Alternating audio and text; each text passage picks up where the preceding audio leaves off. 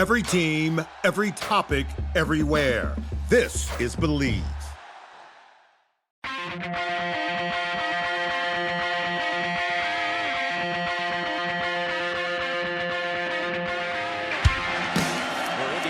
First down and 10 at their own 10-yard line. Tevin Coleman with some running room.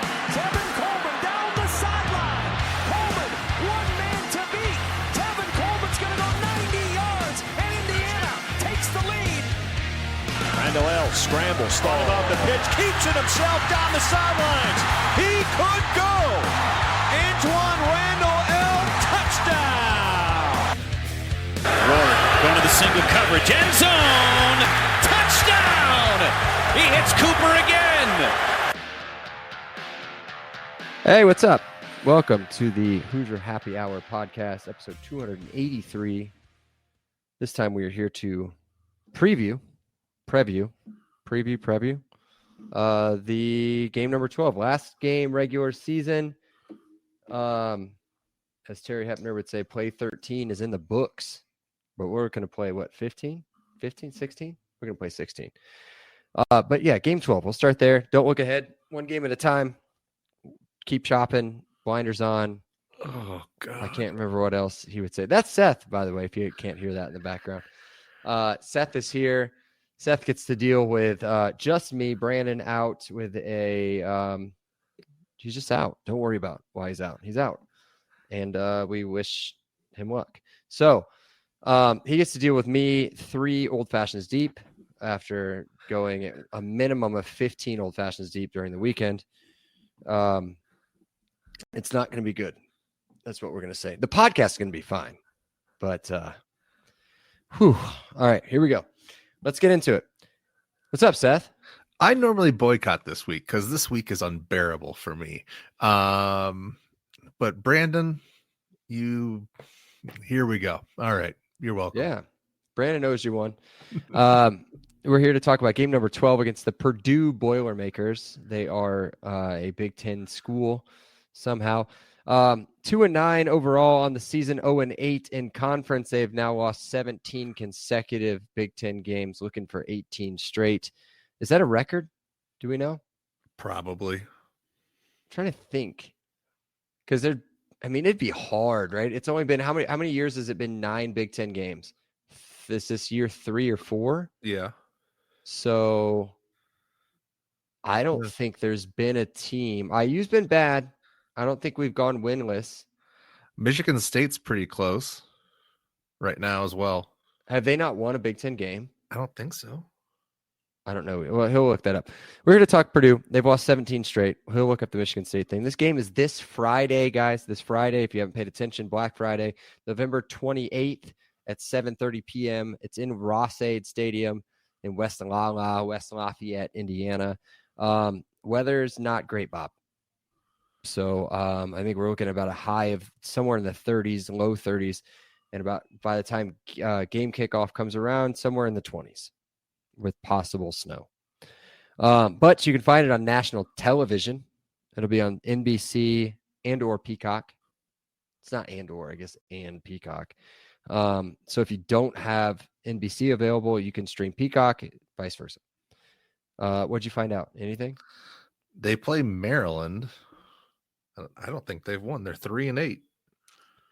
That doesn't. Yeah, they lost. Yeah, they lost to Iowa, so they're still winless on the Big Ten slate. 0-8. They probably won one last year. I think they won a couple last year. Yeah. All right. So yeah, I don't know. This will be interesting. Well, we'll wait till when it happens. Again, one game at a time. We'll wait till it happens. And it happens, and maybe we'll figure it out. Opening line is minus IU minus 28.5 with an over under 54.5. As of this morning, none of that has changed. The hook is a scary hook, Seth. Minus 28.5. Vegas I wrote it. What they're doing. You wrote it. I wrote it. I agree. I think I agree with you. I put the hook in my mouth. I am baited.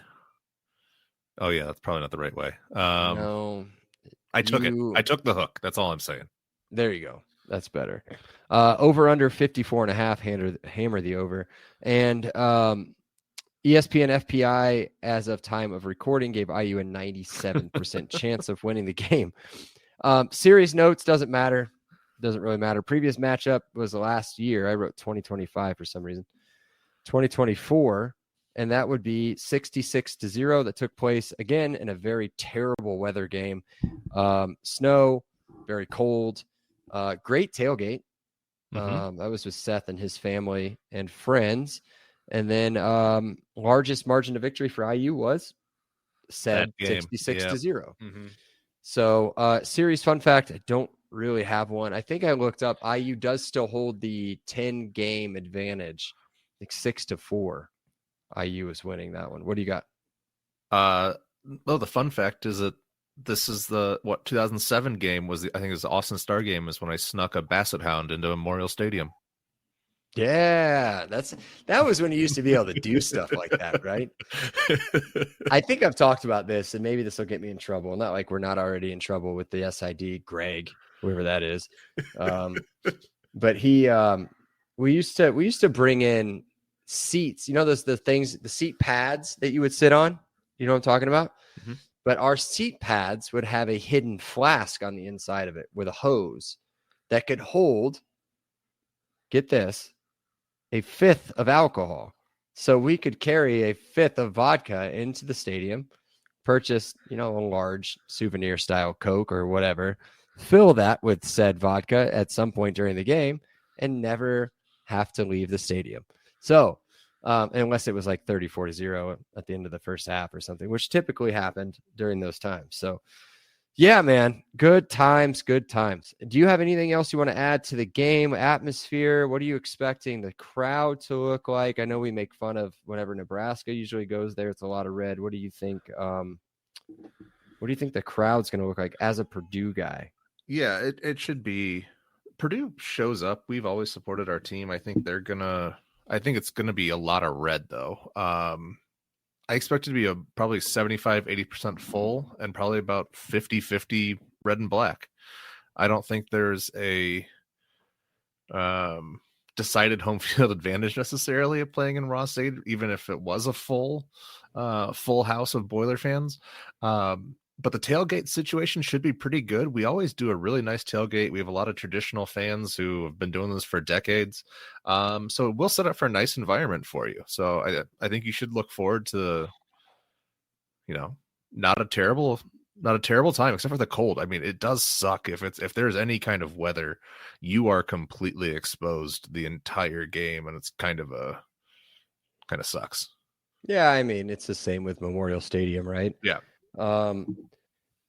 Yeah, the big group, John Purdue Club, is that what they're called, right? Yeah. I looked into parking today, ended up buying a parking pass for the university garage, which I parked at, I think, last time we were there in 2019 and kind of walked. It's a decent little walk. It's not bad. Kind of in and out pretty easy too. So anybody listening, if you've got an IU tailgate, or if you know of any IU sponsored tailgates, hit up Seth or whatever on the Twitter account, and I would be more than happy to swing by.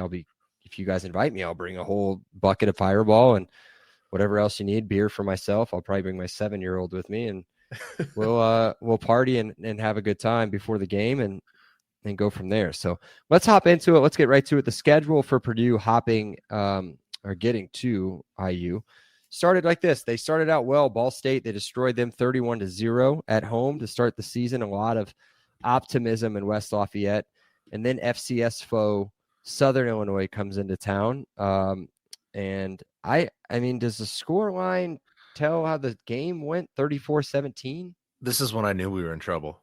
Okay. It was a close game, right? For a little bit, and then you guys kind of pulled away. Yeah, I mean, it wasn't necessarily a close game. It was just one of those things where you could definitely tell that the separation between Big Ten and football's championship subdivision was not vast. And you're just like, oh shoot, there's going to be a come to Jesus moment at some point, because it was so optimistic after the Ball State game, 31-0. You're like, oh, okay, this guy's pretty good. We got this figured out a little bit. And then, yeah, there was some false fool's gold there, I think. Yeah. And then USC comes to town, a 17-33 loss, a game that I'm pretty sure you guys fumbled a bunch inside the 20 or something Mm-hmm. like that, or an interception, a bunch of turnovers inside the 20. It was exactly like what you said, competitive. Then you travel to Notre Dame for a 30-56 game. I'm going to Mm-hmm. say this now. I want this to be on the record. Of the potential 12 teams that are group of 5 that are coming into the projected college football playoff, this is going to get me in a lot of trouble. Notre Dame's the softest team. I think they're very overrated. I think that you guys played a very good game, right? That was a pretty close game for a while, right? Same thing. Put up some late points too. Yeah, okay. That's okay. I didn't watch any Purdue, right? And then you get the traditional, what you used to call a tight game, a tough game. Mm-hmm. Illinois comes to town. I think they blew you guys out. You guys scored a little bit late, 43-27. Minnesota, which I did not know this until today when I listened to Sig's podcast. You guys led the majority of that game at Minnesota, losing 27-20. I don't know what happened here at Northwestern. 19-0. Northwestern wins that game. In the Big Ten Toilet Bowl, you lost this game to Rutgers, where you led the majority of the game as well. From what I understand, 24-27. This is the game that I had to go look up and why it was close. At Michigan, at number 21 at the time, Michigan, you guys lose 21-16. So I did look this up. Purdue had a ton of the ball, 32 minutes and 55 seconds. So call it 33 minutes of time of possession. They won the turnover battle. It's not like you guys threw for a bunch of yards. It's not like you guys ran for a bunch of yards. What? How? What? Why? Why was that close? I watched none of that game. Okay. But I do remember from it, this was a game where Michigan had nothing going for it. It was a struggle. They barely just were not excited to play, it felt like. I watched it on like the, watch it in 15-minute version or whatever it is. Gotcha. It was not an enthusiastic Wolverine team. So I knew one or two people that were making the trip up to that game in Michigan, and I warned them about said stadium and about to set expectations of to be underwhelmed. I guess is what I was going to say. Like, I don't think that they care that you're coming. I don't think that that you are going to experience what you thought you were going to experience with 110 about 1,000 people. It's a lot of people. I mean, it's a big stadium, right? But it's very flat, so it's not an overly loud stadium. That's enough of that talk. Moving on, number 1, Ohio State comes to town, 34-10. I believe Sig said today that you guys hung with them for a little bit in the first half before that game kind of got blown out. And then last week, was it last week or 2 weeks ago? At Washington, a 49-13 loss against, I guess, what I would consider to be kind of a struggling Washington team. What happened there, and is that going to give any sort of foresight into maybe what Saturday may look like? Yeah, it looked like a give up. It looked like, I did watch a lot of that game. It looked like a team that didn't get off the plane, that they were just like, oh, this is a 3.5 hour, 4 or 5 hour flight, whatever it is, and just didn't want to play. They seemed completely out of it, and it may have been a team that was ready to end the season. May have been. If that's the foreshadowing you're alluding to. Not really, because as I asked the question, I kind of thought about it, and Seattle's a tough place to play, and it's a rivalry game on Saturday, and we know that no matter how bad IU's been in them, going into the season or going into that game at the end of the season, no matter how bad Purdue is, I specifically remember, I want to say it was 2016 or 2017. Where IU was heavily favored. Purdue came in, and I think it took like a Jonathan Crawford interception at the end of the game to really seal it up for IU. So I tread lightly. Granted, neither of those teams have been number 2 in the country and an absolute powerhouse going into any of those games. But Purdue and IU at different points have been at different highs going into that game. It's been relatively close. All right, let's go on. Let's move into what Seth doesn't want to talk about, which is their offense and their defense, which is pretty much their entire team. More or less. More or less. The kicker's good from what I've seen. He's fine. The kicker looks pretty good. Yeah. So let's talk about the offense. We're going to run straight through some of these ranks. Again, this is out of 134 teams. Brandon and I figured this out. Maybe Seth figured it out last 136. Well, it's out of 130. Oh, your list but is, the two is missing. Yeah. Yep. All right. So they're 93rd overall in total offense, 116th in scoring offense, just 20 points per game. Rushing is 94th and passing 82nd. It feels like an improvement from last year. I got to be honest really? with you, though. It does. The rushing has got to hurt, right? Especially with the injury. Once Maccabee got hurt, it was. But yeah, whatever. So I'd like to hear before we get there, I'd like to hear your thoughts on this, because when I looked it up, I had a bunch of Maccabee stuff there, and then I went to go look at some stuff, and I saw they didn't play in the last game, and then did some injury and insight, and saw he has a quote unquote undisclosed injury out for the season. Yeah. What do you think that means? Because he's a senior, right? Or is he a junior? Yeah. He's done for his career. Yeah. I thought it was an ankle. There was there was a Hammer and Rails article about it. I'm pretty sure it was an ankle. All right. I would never visit such site. So yeah. Just to update some of IU's rankings real quick. I won't go through all of them, but the passing yardage did take an upswing, went up 5 spots overall to 34th. Everything else kind of took a hit based on the Wisconsin game. Not a big hit, but down 3, down 2, down 4, respectively. Let's get into some stuff, and then we'll kind of back up and talk into some of the important stats that I kind of pointed out.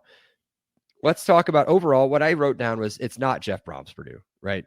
But if Purdue can control the ball, which we've seen, Minnesota, Michigan, those kind of games, they're gonna be close, right? Now they got destroyed, I'm pretty sure, Minnesota in turnover margin. I think it was 4-1. But they controlled the ball, I think, 35 minutes or so.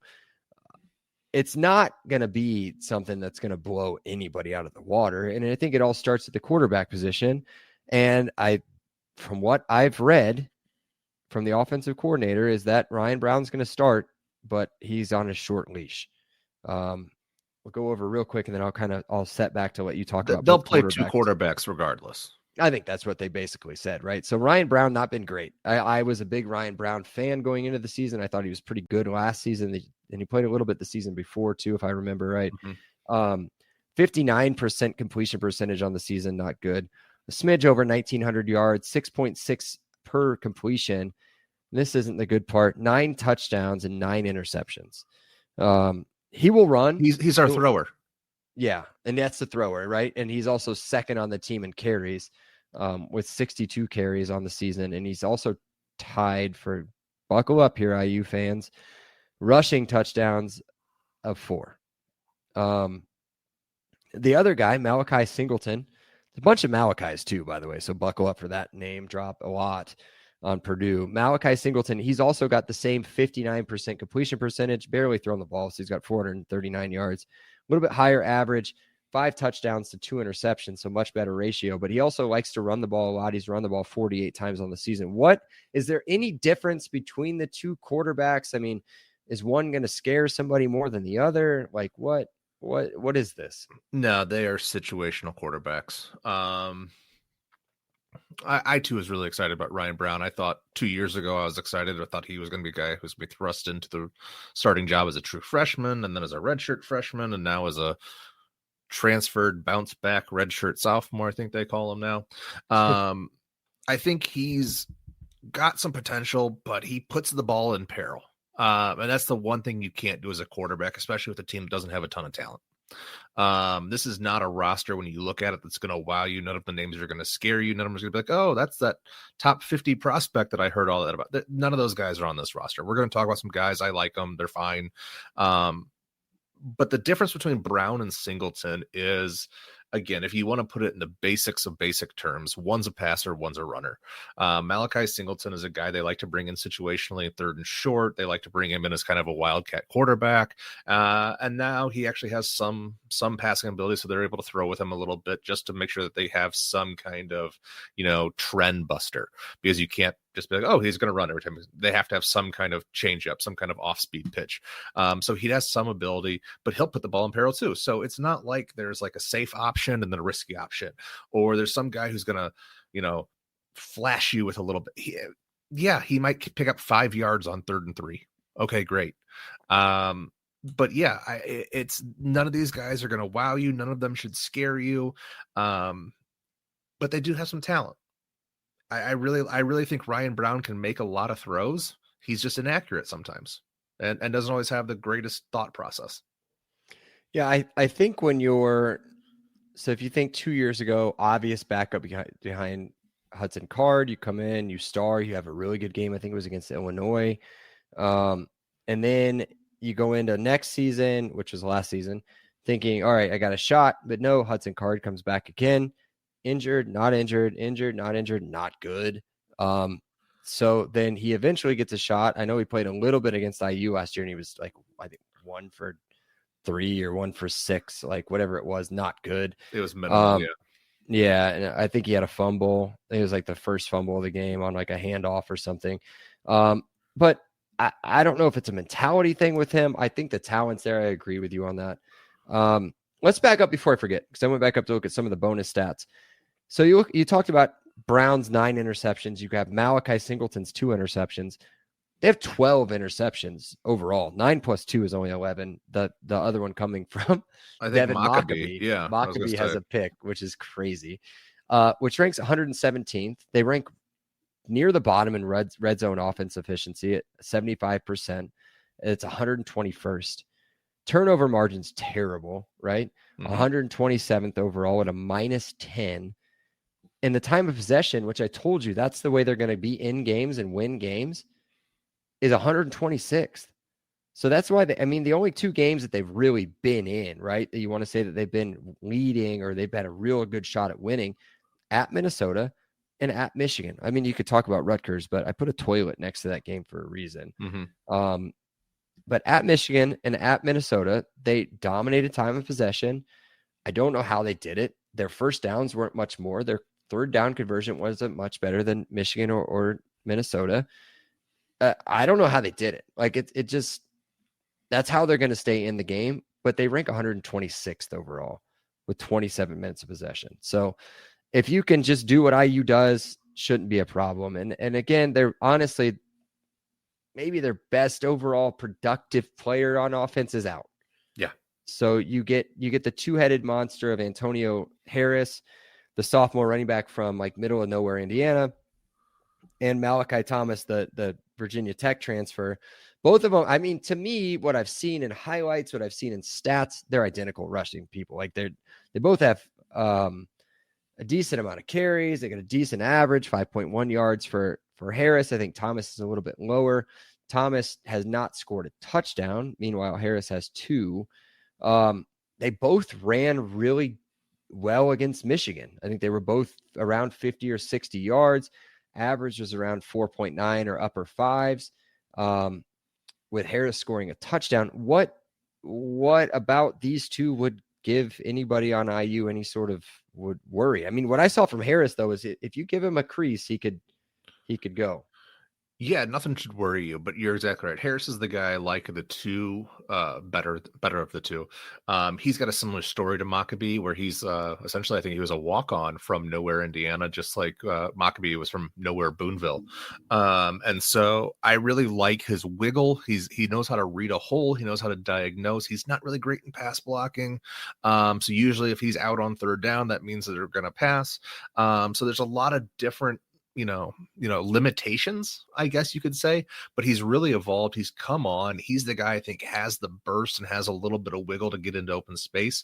I think when you're talking about similar defenses, Michigan is the one that probably makes the most sense to compare against IU's in terms of physicality that Purdue has faced. Obviously, they've faced Ohio State as well. But they're teams that they didn't really have a ton of success against. I know we keep talking about how Michigan, they were in that game, but again, not a ton of success offensively though. So it's really kind of a smoke and mirrors offense. They don't have a great offense. Well, I mean, we'll talk about that maybe. They don't necessarily have a great offensive line, but they make the best of the opportunities available. And that's kind of the best thing you can say about some running backs. Yeah. Just to clear this up for anybody listening, and I apologize for anybody from Chandler, Indiana. I would like to give Seth an opportunity to guess the nearest major city to Chandler, Indiana. Oh my, Fort Wayne. Wrong. No idea. Complete opposite side of the state, Evansville. Oh, yeah. Evansville. It looks like it's maybe, I don't know, 20 minutes outside of Evansville. Fantastic. Yeah. So I've never heard of it. Nope. But yeah, I mean, good for him for making a D1 team, and whether or not he walked on or not, I think he's probably going to get a scholarship at some point. But let's move over to the wide receiver room. There's a lot of people I think you could talk about, and I think I'll kind of open it up to you. But the two main guys are the Georgia transfers, Michael Jackson and Nitro Tuggle. MJ3, that's what I'm going to call him. USC and Georgia transfer. He leads the team in receptions by a lot. He has 57 catches on the year, 504 yards. He also leads there.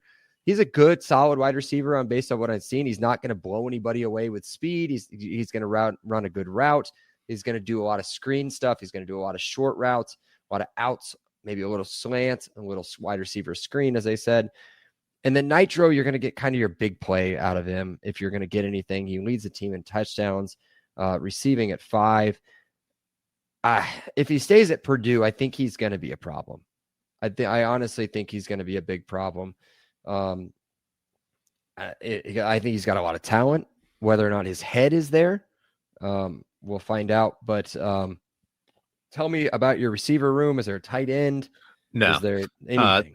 EJ Horton Jr. is another. He's the third receiver. He's kind of hit or miss. I really liked him in a couple of games. I think what you said about Tuggle and Jackson are spot on. Nitro Tuggle is a Northwood kid, so he's local before he went to Georgia. He just, again, has a ton of talent, breakaway speed. Again, you don't get a nickname like Nitro unless you're fast. That'd be a terrible nickname otherwise. But yeah, it's just, there's been some inconsistency. You're going to hear this theme across most of this team: inconsistency, struggle with drops, which I assume would come from concentration issues. I mean, that's normally the connection there. And then they also tend to disappear against really good competition. If you look at the games against Michigan, against USC, against Ohio State, a lot of those numbers drop off. That's where the numbers are 3 for 15. I think I saw another one 2 for 12. So it's just like, okay, well, if you're good against bad teams, that's one thing. If you're not good against good teams, what are you? Just again, good players struggle with separation, struggle with some drops. But you'll see them. They'll end up making some plays. Michael Jackson is an impressive athlete. Yeah, I don't know if he's NFL worthy. I doubt it. I mean, he's one of those. It's one of those cases where he's the best player on a bad team. Yeah, you guys have heard him a lot, I'm sure. If you've seen any sort of Purdue stuff, again, 57 catches is a pretty good amount on the season. I don't know where our guys are sitting, but he's a good player. I mean, again, he's not going to kill you deep. Maybe on a double move if they set it up right, but that's the guy you want to worry about there. Maybe Horton. Is Horton kind of a deeper guy? He's a crosser. So Tuggle's going to be the guy if they're going to hit anything deep. And again, he's not like an Alec Pierce or Charlie Becker. He's a smaller receiver at like 6 feet, I think. So no tight end really to worry about. Again, no, our best two transferred out, and the best current one's hurt. Say the best one was Klein that I'd seen in a very long time, or Claire, that's right. And then Bieber or whatever his name was. I can't remember where he transferred. I think somewhere in the SEC.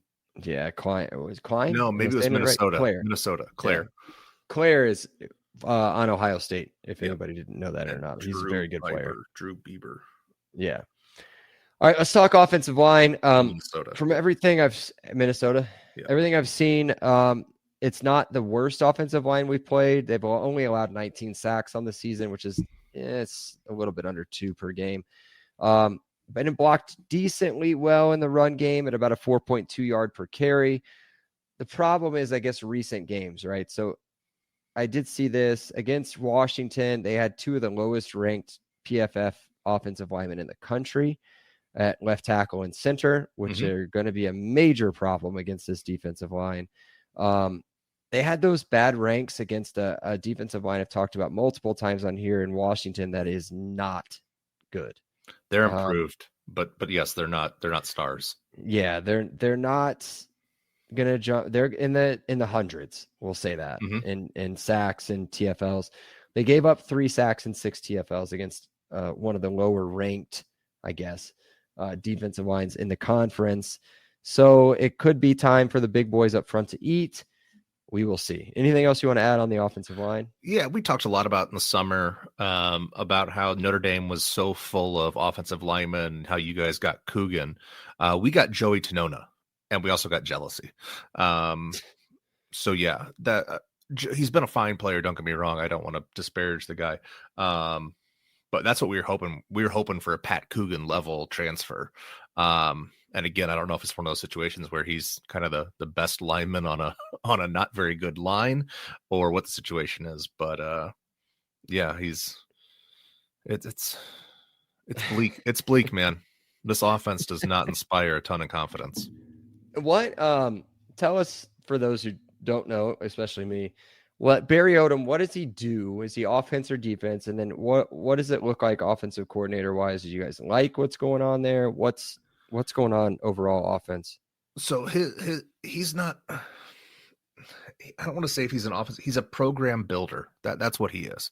He's not necessarily like an XO offense defense. I mean, obviously he takes but he's a program builder. That's kind of his archetype, is that he attracts these kind of random talents and collection of used parts and tries to assemble something of culture. And that's what he did at UNLV. That's what he did at Missouri before that. Offensively, they really try to be a little bit more of that basketball on turf that we used to be. You talked a lot about it when we talked about the receivers. It's a lot of sideways, a lot of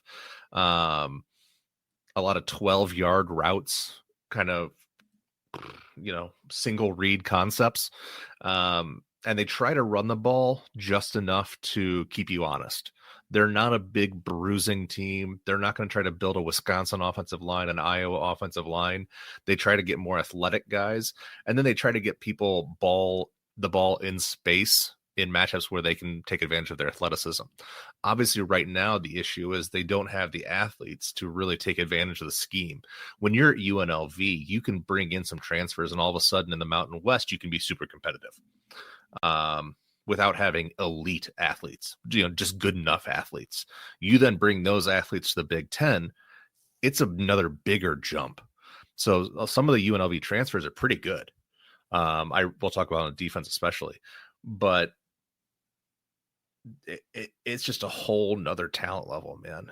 And these guys just need another year or two to bring in players who can be more effective against this caliber of athlete that they're dealing with. Yeah, and it makes sense, I guess, right? So let's look at the defense, as you hinted at. Kind of overall, what I wrote was, so imagine the offense, but it's the defense now. Like it's just the other side of the ball. It's pretty much the exact same. It's not great. Yeah. So overall defense, they rank 110th, scoring defense 103rd, rushing defense 96th. Passing defense 107th. Here's some of the big issues that I saw, at least diving into the stats, right? So third down, they give up third down conversions 43% of the time, which is 106th in the country. You don't intercept the football. You got 4 total interceptions on the season, which ranks 119th. And one that I had to dig, right? Because the defense statistically is not, in certain aspects, is not terrible. Other than third down and interceptions. I got into this, and I thought this was interesting. Now, this is out of 136 teams. Purdue ranks 134th in the second quarter points allowed. Yeah. They allow 14 points per quarter. What is one of the things Kurt Signetti gets the most upset about in his halftime interviews, right? What is the thing he gets the most upset it's about? giving right? up points right before halftime. It's Exactly. and it's all the other thing that everybody talks about is dominating the middle eight. It's that last 4 minutes of the second quarter and the first 4 minutes of third quarter.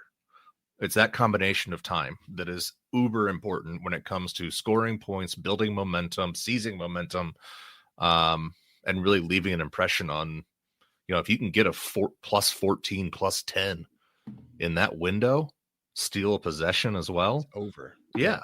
Wrap it up. I've been telling this to Brandon. You haven't really been over, I don't think lately, or been to the games so much with me, is that some of these games in the second quarter or so, maybe a team gets a touchdown or a field goal. I always, either depending on who gets the ball back starting the second half, I assume they're going to score a touchdown on that drive, whether it's us or the other team. So if they get a field goal before the end of half, they've got 10 points. They've just scored 10 points, in my opinion. Like, that's the way I always look at it. Or if they just scored a touchdown and we get the ball back, don't worry about it. We got 7 more points on them still. I'm not worried about that possession. If they scored, whatever. Right? As long as it's not right before halftime, that's a momentum killer. Exactly like what you talked about at the beginning and end of the 4 with the 8 total. But let's look at this again. I want to give a quick perspective on total defense, right? As I said, everything was basically at 100 or over 100 for Purdue. IU is at 4th in total defense, 2nd in scoring, 5th in rushing, and have improved to 12th in passing, up 5 spots from the previous week. So again, 4-2-5-12. Like, I think at this point, the IU fan base is understanding that, like, this is a damn good football team, and like they're dominating in nearly every game outside of the Penn State game, which, sorry to say it, guys, they're actually a pretty good team. I think when you end up looking at it, you shake it down. I think they're going to take, what is his name? Terry Smith. Mm-hmm. I think he may end up being the coach, like, when it's all said and done. I don't know if you've seen this or not. They handed out flyers, I think last week. Somebody did that said, keep Terry Smith. Yep. So, all right. So let's dive into Purdue. So the defensive line, one of the guys that really stands out, and you can tell me some more about it. Brandon would yell at me and tell me that he's a linebacker, but I'm not gonna present him as that. Is defensive end, offensive or outside linebacker, CJ Nunnally, right? Yep. The dude is killing it. He's first in the team in sacks. He's got 5. He's got the most forced fumbles at 2, most fumble recoveries at 1. He's also tied with the lead in interceptions at 1. Tell me about CJ Nunnally. Is he one of the UNLV guys? Like, who is this guy? Akron guy. Yeah. Another so he went from stud. one terrible one terrible program to another. Yeah, he was the guy I was least excited about. We have a couple. You talk about Georgia transfers on offense. There's a Georgia transfer on defense. CJ Madden, he's at one end. I expected him to be the guy. I was like, so excited about him coming in. Completely unproductive, right? Yeah, right. Yeah, he's been demoted to second string. Was he one of the? Sorry to cut you off again. Was he one of the guys that was technically kicked off of Georgia? I think he had some driving issues or something. Yeah. I think all right. I think maybe all of our guys had driving issues at some point. We have a cornerback as well. Yeah. Anyways, it doesn't matter. But Nunnally's been the one who's actually come in and been impressive. So again, Madden, I think, was 2 years ago when he transferred in. But you get excited about all these different transfers in. They're coming from more prestigious schools. So this guy coming from Akron, who actually had a high ranking, and I was like, oh, whatever. It's Akron.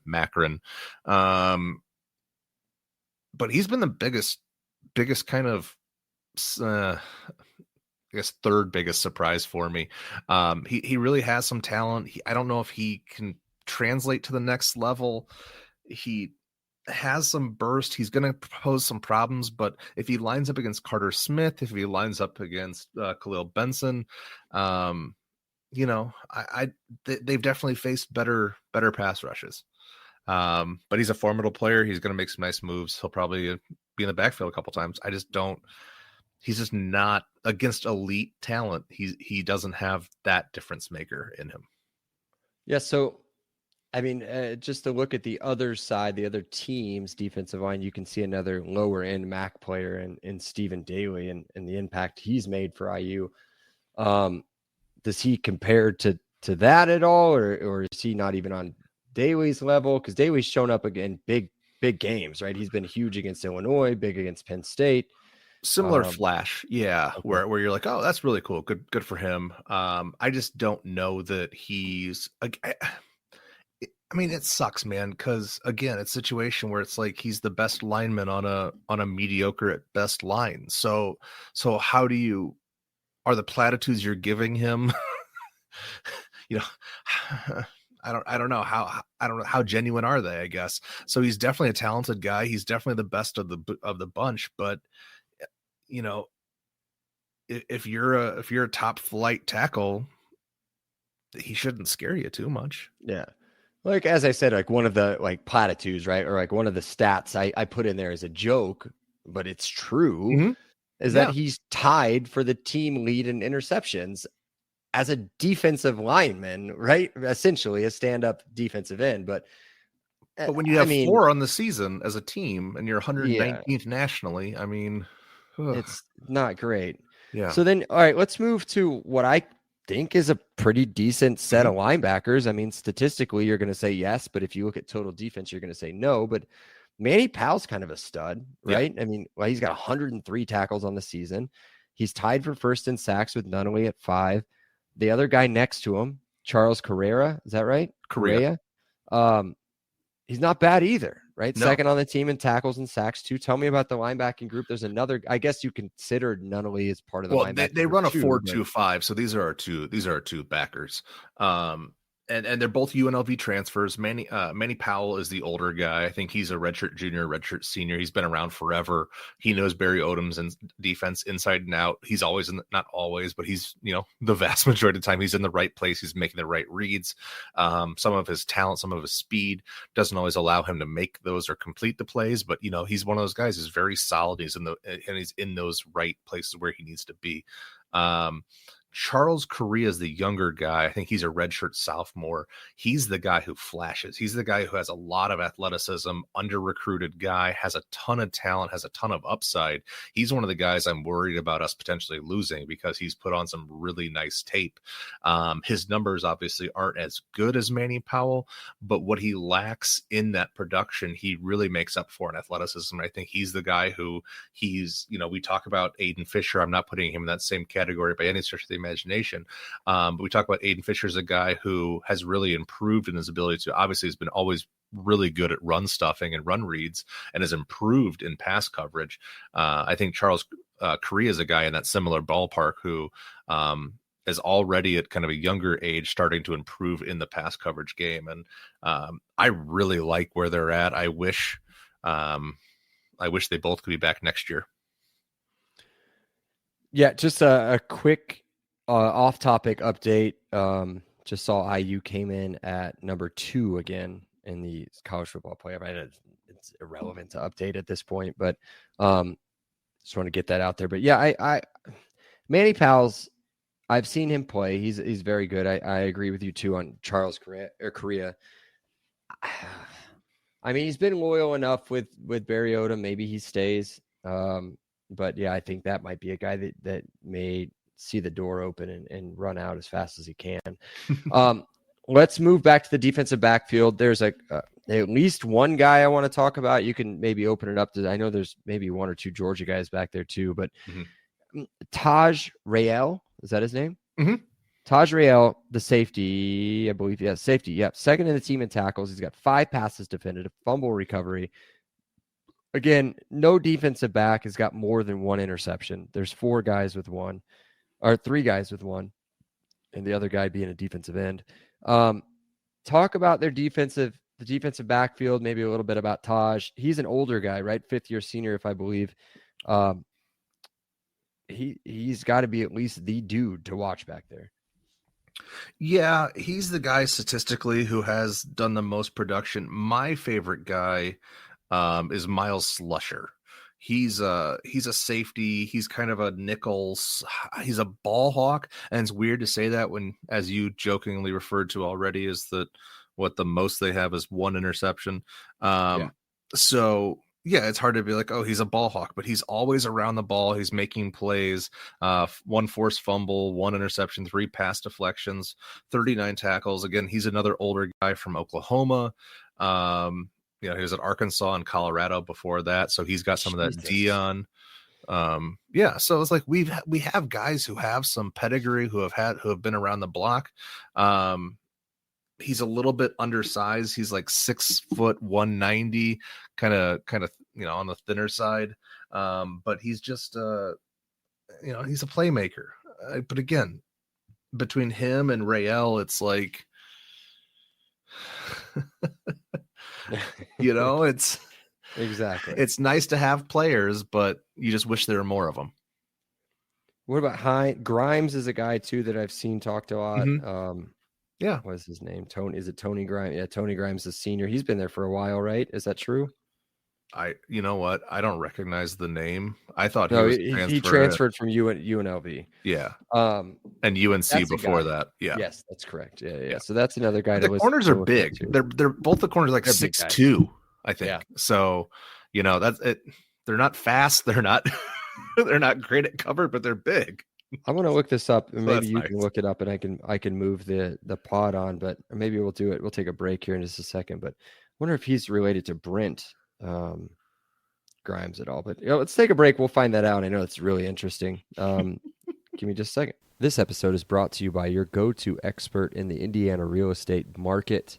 Whether you're looking to buy, sell, or invest in a home right here in the heart of the Hoosier country, Garrett Lawton with True Blood Real Estate is the agent that you need. He's not just a real estate agent, he's a Hoosier fan just like you.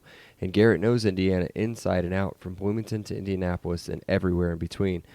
Plus, his personalized service makes the buying and selling process smooth and stress-free. So if you're ready to make a move, give Garrett a call at 317-410-8851 or visit his website at lawton-realty.com.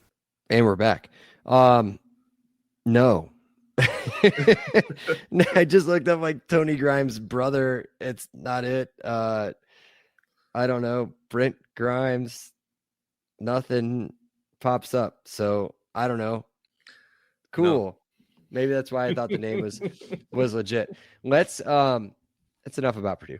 Let's talk IU players to watch. Who you watched on offense? I called this shot last week. I'm going to stick with it. I'm going with Solomon Van Horst. I want a legacy touchdown. I want a rivalry game legacy touchdown. This is a guy who I think they got him down to the 1 yard line last week and they pulled him. I just think it's fun that I use in a position where they can focus on getting a senior who's worked really hard at multiple levels for Signetti to come in and finally get a huge payoff by getting into the end zone in a big Black Friday football game. Yeah, big Black Friday football game. All right. I'll go more scratch. I think that from what everybody's reading and understanding, that Elijah Surratt's going to play. Mm-hmm. I don't fully agree with that, but I think that since he's missed it's been 2 weeks of games and then an extra week of a bye week, obviously. I think he's going to come out and he's going to want to show something on tape. I mean, obviously this is it. Regular season wise. I like what he's going to be able to do against those corners. Obviously the other pick would be Nando and what he could show. I think that's pretty easy. The other one would have been Hemby. I'm just looking at guys that are up against it. Last regular season game against a really bad defense on paper that could really show out. Who are you watching on defense? I have Pons. So we talked about the quarterbacks throwing interceptions, putting the ball in peril. Most quarterbacks are smart enough not to test Pons too often. These quarterbacks have a tendency to just throw at anybody. And some players like Tom Brady will throw at anyone because they're freakishly good and they know what they're doing. And some quarterbacks will throw at anybody because they're fearless and they just don't give a shit and they're like a gunslinger. And then you have the third bucket of quarterbacks who's just dog shit and will throw at anybody because they don't know any better. I'm not sure which one Ryan Brown is of those three. But he will put the ball in peril. D'Angelo Pons is the kind of guy who's going to take advantage of a ball that's underthrown, overthrown, tipped. He'll be around it all day, and they'll give him opportunities to get his hands on the ball. And I expect him to take advantage of it. So I think they'll probably get 2 picks or more as a team. And I expect him to be one of the best candidates for one of them. I've talked about it, so I'll talk about it now. Traditionally, on most games, I will put IU down for a defensive touchdown. I usually won't because it's been close to 350, minus 350 or in the low 400s. It's at minus 500 right now on DraftKings. If you guys want to go get it, I already got it. So I'm going to go with a guy that needs one because he had 2 last year and hasn't had one yet this year. I'm going to go with the hot hand in Elijah Hardy, who's been an absolute stud in the last 5 games. The last 5 games has just been unbelievable. Best player on defense, hands down. I don't care. We love Aiden Fisher. We love everybody on that defense. But Elijah Hardy has been an absolute game changer. On defense, I think he may be one of the guys that gets one of those picks, and maybe he, what happens when he gets a pick, he takes to the house. So I'll go with him, and that's enough on that. Let's get to around the Big Ten. I just made my picks while you were talking. We do have another Friday game, an earlier game. I think it's a noon game. Iowa travels to Nebraska. Nebraska's in bad shape. Iowa favorite by 6.5 on the road. I got Iowa to win on the money line. Yeah. I don't know. Believe in 6.5. I don't love that. I'll agree with you there. I like Latif, the true freshman quarterback that they have. He's shown some flashes. He's scared against this defense. I was gonna say, but the Iowa defense throws a lot of even veteran quarterbacks for a loop. They're a very tough team. So I like Iowa winning. But I would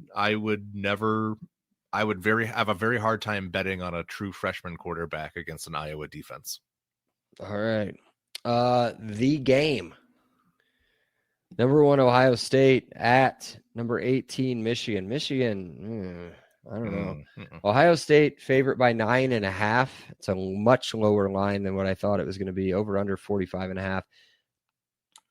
This is just me thinking, probably. But I got Michigan covering 9.5. Yeah, I do too. I think home field advantage is big in that game. I think that winning, 4 in a row now, gives them a lot of confidence. I am not impressed by the quarterback play from Michigan, but I am impressed by a lot of the other positions on the team.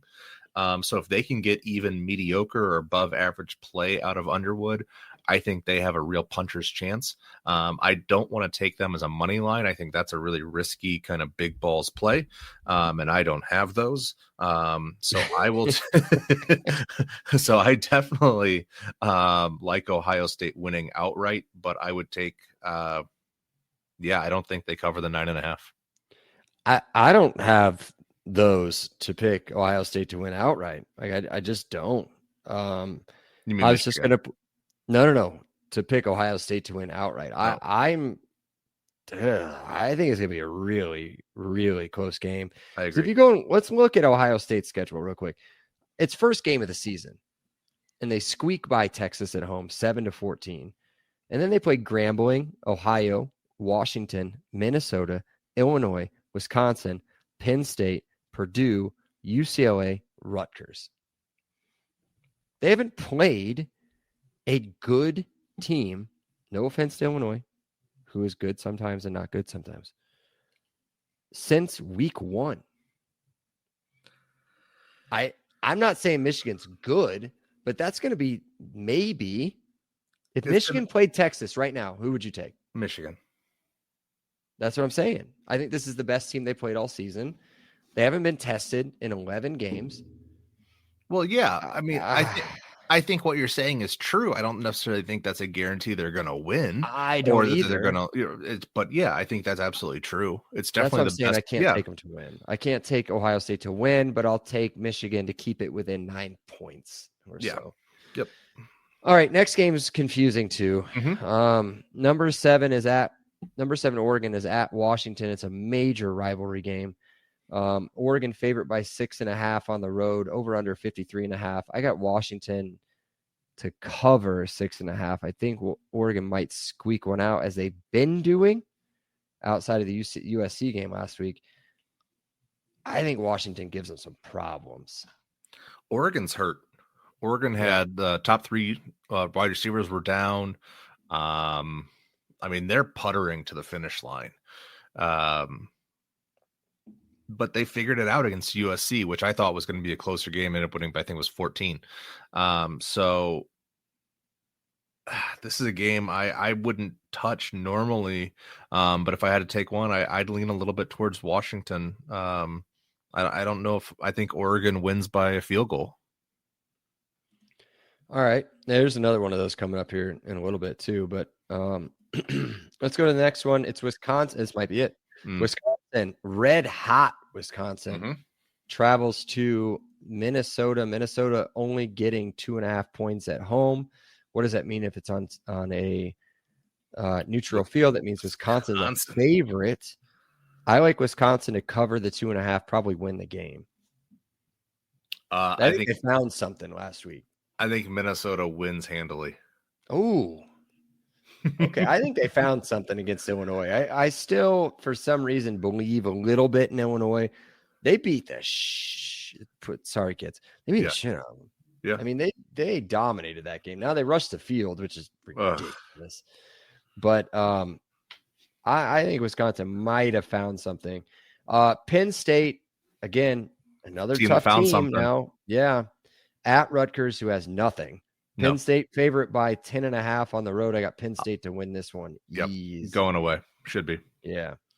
UCLA at USC, another big rivalry game. 15 USC. I don't know how they're still ranked 15th. I'm not touching it except for give me the over 60.5. I think this is 30 something to 30 something or 40 something to 20 something. Again, USC was a team I thought had figured something out and has not. Never been a believer all season. Give me UCLA. Ooh. Yeah. I don't think USC can cover. 20 and a half is a lot. Nobody's going to be at that game. No. This is what are they going to do? Really? It'll be the 70th most attended thing in the LA metropolitan area that weekend. Right. And probably the least excited event to take place at Ford Field since the MAC championship in 2010 with Ball State and Buffalo. Actually, that game I was there, so I guess people cared. Maryland travels to Michigan State, aka Detroit Ford Field. Michigan State favorite by 3.5. This is absurd. I usually wouldn't touch it, but I got Michigan State to cover 3.5. So you make the joke about there was a Purdue Rutgers toilet bowl. This is a toilet bowl game too. Yeah. The fact that a winless Big Ten team is getting is a 3.5 point favorite, and then you look at it's Maryland, you're like, oh shit, I don't know, maybe. So give me Maryland money line.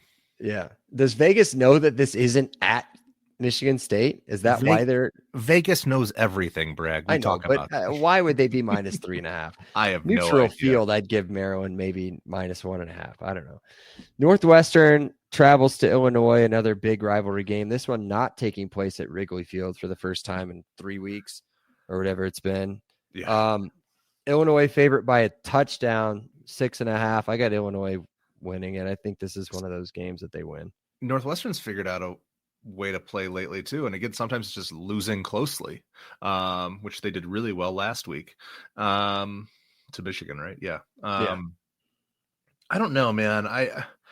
Illinois is kind of bipolar. Northwestern. So is Northwestern. Northwestern's a try hard though. I think Illinois finds something at least that day. Yeah, I think they win by 7 or 8. Yeah. think- So then, I yeah, hate that sorry. game. So Northwestern has been. Here's Northwestern's last 4 games. Mm-hmm. They lose to Nebraska Mm-hmm. with a backup quarterback, I think. I think that was Latif's took over during No, the that game. was maybe. Raiola. Raiola threw a touchdown. I think he gets hurt in that game. You're correct. So they win. They win against Northwestern. UCLA blows them out Mm-hmm. in LA. They lose to Michigan on a last second field goal. Mm-hmm.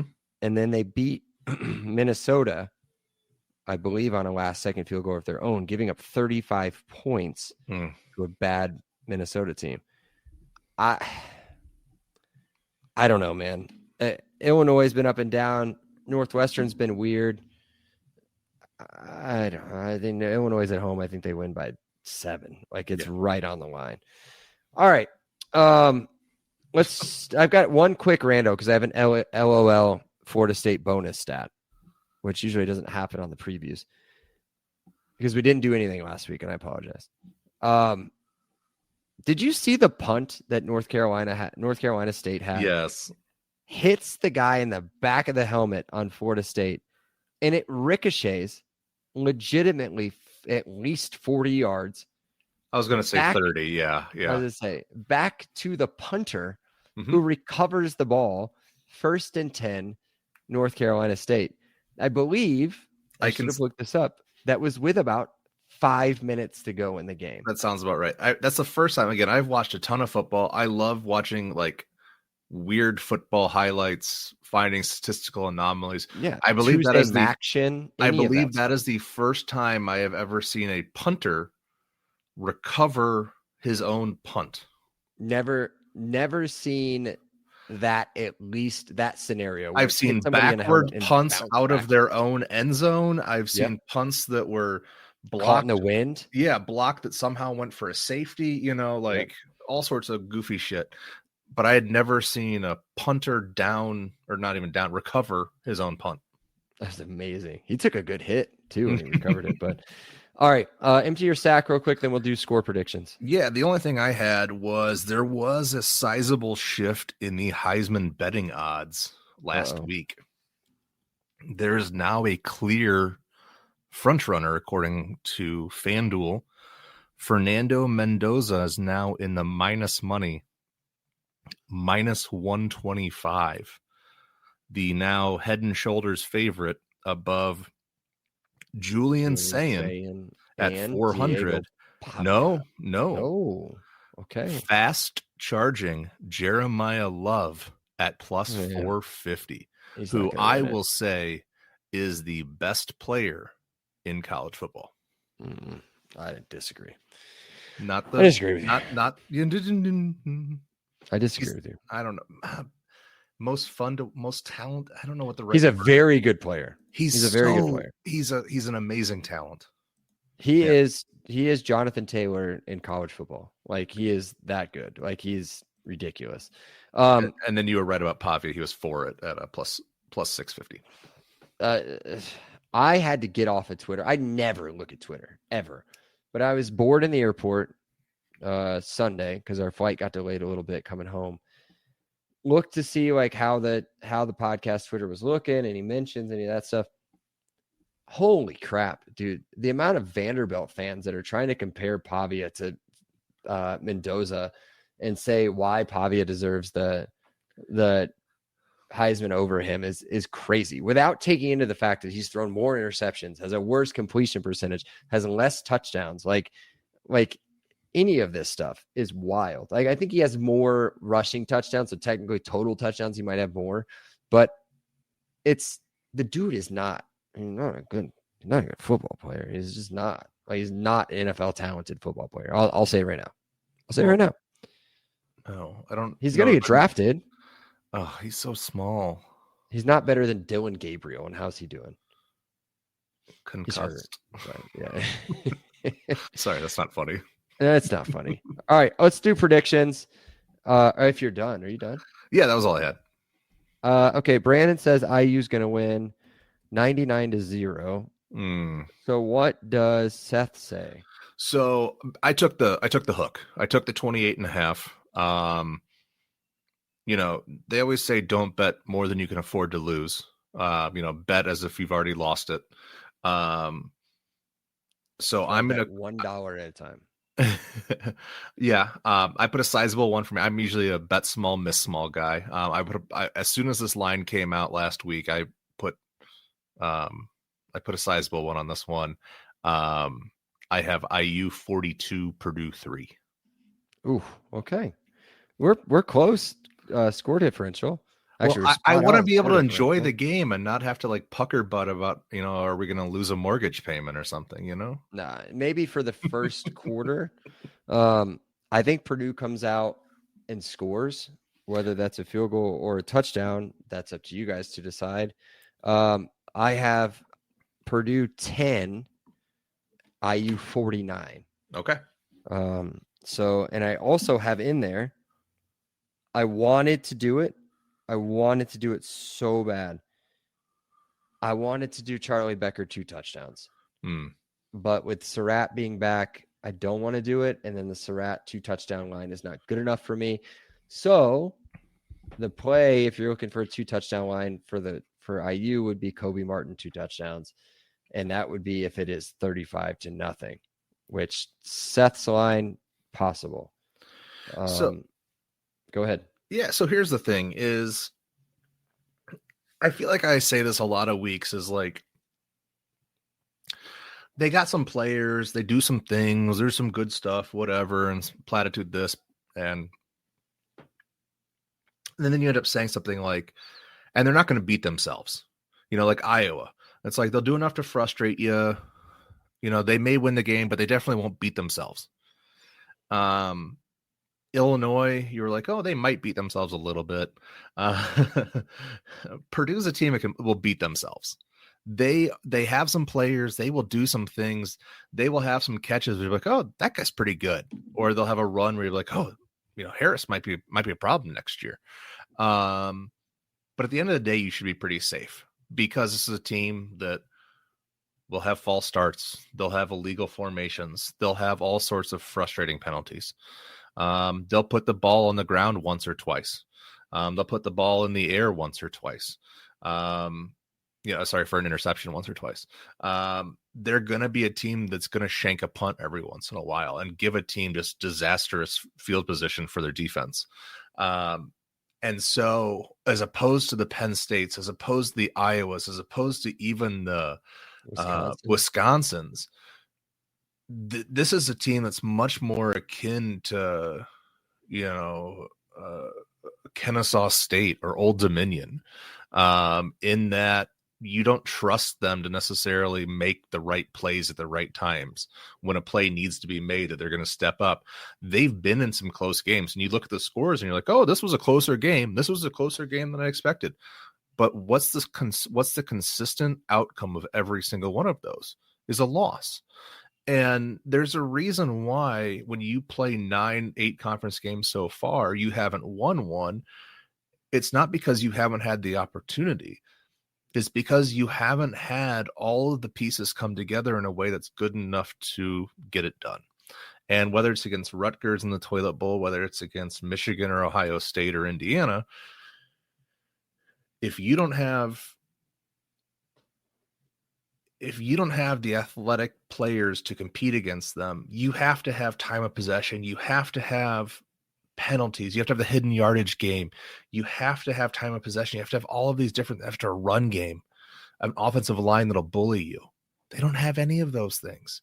So what you're going to have is a team's going to go out there and they're going to try really hard, and they're going to surprise you every once in a while. And they might convert a 3rd and 13 that they have no reasonable chance of converting. And you're going to be like, what the hell? And then they're going to have a 6-yard punt. And you're going to be like, this is going to be easy. And that's what's so frustrating about this team is they do some good things and they give you some hope, and then they immediately take it away by doing something stupid. And it's the symptoms of a first-year coach that has players from all over the country, all over the world, trying to mesh together in 12 weeks. I don't have a ton of hope for next year. There's not a ton of recruits coming in that's like, oh, but we got this, we got that. This is going to be something that's going to be totally different. It's going to be really interesting to see how he attacks the transfer portal. But, I don't think we're going to lose nearly as bad as we did last year, because I don't think this team has necessarily given up in the same way last year's team has. But if the Washington game was any indication, there's some signs that it could be a repeat performance.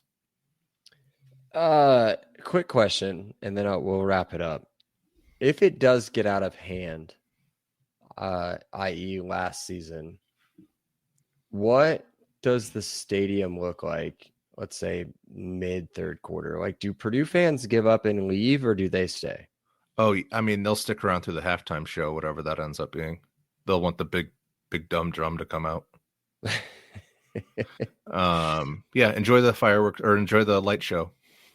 You guys got to score, so we'll show it off to kick off or something. Oh, true. Yeah. Can't wait for the IU sucks chant. That's really relevant this year. Hey, we're all a right. basketball school. Shut up. Yeah, whatever. So are we. We're ranked now too. And we're on right now, so I should probably go watch it. How's that going, by the way? I don't know. We'll go look. Really? I'm gonna look right now. Yeah. Why not?